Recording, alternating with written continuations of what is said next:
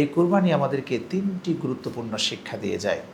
তার মধ্যে একটি হলো স্যাক্রিফাইসের শিক্ষা, কম্প্রোমাইজের শিক্ষা, 2 নম্বর হলো কম্প্রোমাইজের শিক্ষা, 3 নম্বর হচ্ছে লাভ, ভালোবাসার শিক্ষা। আসসালামু আলাইকুম ওয়া রাহমাতুল্লাহি ওয়া বারাকাতুহু। ইন্নাল হামদালিল্লাহ ওয়াস সালাতু ওয়াস সালামু আলা রাসূলিল্লাহ। আম্মা বা'দ। ফাউযু বিল্লাহি মিনাশ শাইতানির রাজীম। বিসমিল্লাহির রাহমানির রাহিম। লা ইয়ানালাল্লাহা লুহুমুহা ওয়ালা দিমাউহা ওয়ালাকিন ইয়ানালুহুত তাকওয়া মিনকুম। সাদাকাল্লাহুল আযীম। আল্লাহ রাব্বুল আলামিনের শানে শুকরিয়া আদায় করছি, যিনি আমাদেরকে এমন একটি মাসে উপনীত করেছেন যে মাসটি হলো কুরবানির মাস। এই মাসটিতে হজ সম্পূর্ণ করে থাকেন সামর্থ্যবান ব্যক্তিরা, এবং একই সাথে সামর্থ্যবান ব্যক্তিদের উপরে কুরবানির মতো একটি গুরুত্বপূর্ণ ইবাদত ওয়াজিব হয়ে থাকে। তো দেখুন, এই হজ, এই কুরবানি, এই সালা, সিয়াম, এই যে ইবাদতগুলো, আনুষ্ঠানিক যে ইবাদতগুলো আছে, এই প্রতিটি ইবাদত কিন্তু আল্লাহ রাব্বুল আলামিনের পক্ষ থেকে বান্দার জন্য এক বিশেষ নিয়ামত। কেননা প্রতিটি ইবাদত আমাদেরকে বিশেষ কিছু শিক্ষায় শিক্ষিত করার জন্যই কিন্তু এসে থাকে। যেমন কুরবানি প্রতি বছর আসে আমাদের মাঝে। এই কুরবানি আমাদেরকে 3টি গুরুত্বপূর্ণ শিক্ষা দিয়ে যায়। তার মধ্যে একটি হলো স্যাক্রিফাইসের শিক্ষা, কম্প্রোমাইজের শিক্ষা, 2 নম্বর হলো কম্প্রোমাইজের শিক্ষা, 3 নম্বর হচ্ছে লাভ, ভালোবাসার শিক্ষা। স্যাক্রিফাইসের শিক্ষা, স্যাক্রিফাইস।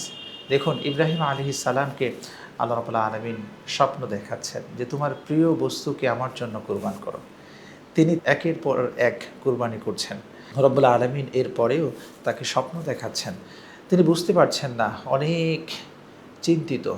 এরপরে তিনি ভেবে চিন্তে দেখলেন যে আমার সবচেয়ে পছন্দের এই মুহূর্তে যে বস্তুটি হলো, সেটি হলো আমার সন্তান, প্রিয় সন্তান। সেজন্য তার প্রিয় সন্তানকে তিনি কিন্তু কুরবানির জন্য প্রস্তুত করেছিলেন। এই যে স্যাক্রিফাইসের একটি বিষয়, সন্তান, সন্ততি, ধন, সম্পদ সব কিছু আল্লাহ সুবহানাহু ওয়া তাআলার জন্য কুরবান করতে হবে। সেই মানসিকতা তৈরির জন্য এই কুরবানি আমাদের মাঝে এসে আমাদেরকে সেই শিক্ষায় শিক্ষিত করতে চায়। এবং একই সাথে কম্প্রোমাইজ, আল্লাহর জন্য সমঝোতা। এই যে দেখুন, এখানে এই ঘটনার মধ্যেই ইব্রাহিম আলাইহিস সালাম এবং ইসমাঈল আলাইহিস সালাম দুজনেই আল্লাহ রাব্বুল আলামিনের কাছে আনুগত্যই নুইয়ে দিয়েছিলেন। যখন ইসমাঈলকে প্রস্তাব দেওয়া হলো যে আমি স্বপ্ন দেখেছি তোমাকে আমি কুরবান করছি, তখন কিন্তু তার পিতাকে তিনি বলেছিলেন সাতাজিদুনি ইনশাআল্লাহু মিনাস সাবিরিন। সুবহানাল্লাহ, কি চমৎকার! তিনি বলছেন অবশ্যই তুমি সেটা পালন করবে, আমাকে ধৈর্যশীলদের মধ্যে তুমি অন্তর্ভুক্ত পাবে। এই যে পিতা পুত্র দুজনেই সমঝোতা করেছেন, কার জন্য?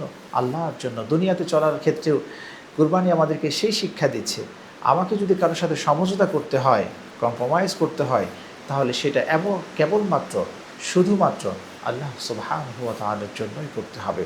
ঠিক একইভাবে লাভ, ভালোবাসা, যদি কাউকে আমি ভালোবাসতে চাই, সেটিও ভালোবাসতে হবে কেবলমাত্র আল্লাহ সুবহানাহু ওয়া তাআলার সন্তুষ্টির জন্য।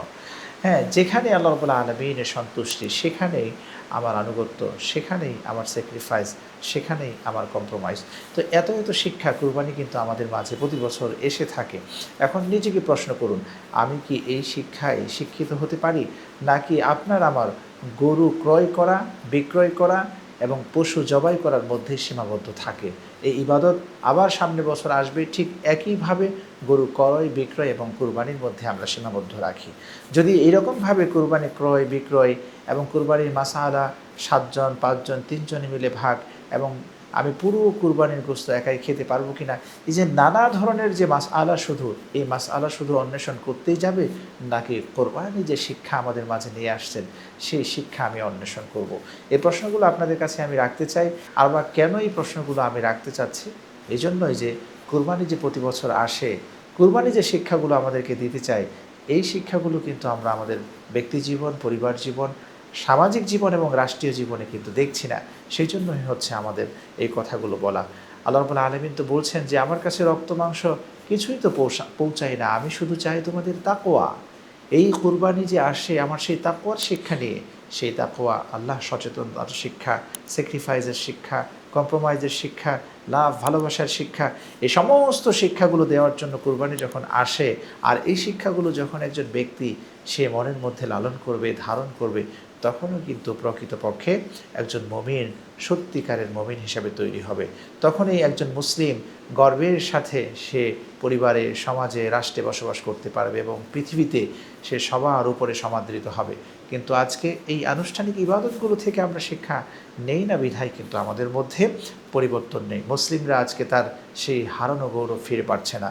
অথচ মুসলিমদেরকে আল্লাহ রাব্বুল আলামিন প্রতিনিয়তই প্রকৃতপক্ষে একজন মুসলিম তৈরি করার জন্য নানা ধরনের আনুষ্ঠানিক ইবাদতগুলো দিয়ে তাকে মানুষের মতো মানুষ হিসেবে তৈরি করার জন্য, হ্যাঁ, একজন শক্তিশালী ইমানদার মুমিনে পরিণত করার জন্য এই সমস্ত ইবাদতগুলো আমাদের প্রতি বছরে, মাসে এই ইবাদতগুলো আমাদের মাঝে তিনি উপস্থাপন করেন, উপস্থিত রেখেছেন।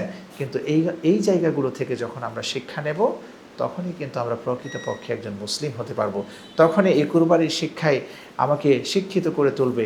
তখনই আমার পরিবার, সমাজ এবং রাষ্ট্রে এর ব্যাপক একটি প্রভাব ফেলবে এবং তখনই হবে সমাজটা সুন্দর, এবং তখনই হবে সমাজটা সুন্দর, এবং এই সমাজটা সুন্দর হলে রাষ্ট্রটাও সুন্দরভাবে পরিচালিত হবে এবং এই রাষ্ট্রের মধ্যে যে বসবাসরত মানুষরা বসবাস করছি আমরা, মানুষরাও নিরাপদে থাকবে। কাজে আসুন, কুরবানি শুধু পশু জবাইয়ের মধ্যে সীমাবদ্ধ না রেখে কুরবানি হোক আমাদের জীবনের সব কিছু আল্লাহ রাব্বুল আলামিনের সন্তুষ্টির জন্য। আমার সন্তান, সন্ততি, ধন, সম্পদ সব কিছুই যেন আমি আল্লাহ সুবহানাহু ওয়া তাআলার সন্তুষ্টির উদ্দেশ্যে কুরবানি করতে পারি, সেই বিষয়টা আমরা যেন মাথায় রাখি। আল্লাহ রাব্বুল আলামিন আমাদের সবাইকে এই সংক্ষিপ্ত ছোট্ট আলোচনাটুকুন বুঝার তৌফিক দান করে দিন। আমিন। আসসালামু আলাইকুম ওয়া রাহমাতুল্লাহি ওয়া বারাকাতুহু।